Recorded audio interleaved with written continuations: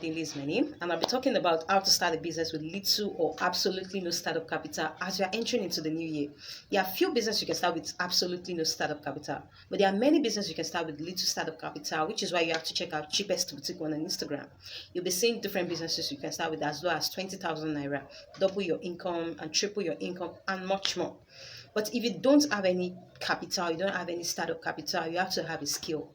If you want to start a business with absolutely no startup capital, skills like graphic design, copywriting, editing, teaching, ear making, tailoring, and all that, you have to have a skills you'll be leveraging on if you don't have any startup capital. So if you have a skill in copywriting, people can pay you for your skill. But if you don't have any skill, you don't have any capital at the same time, you have to get one of the tools right. Either you get the capital or you get your skills right. So start investing on skills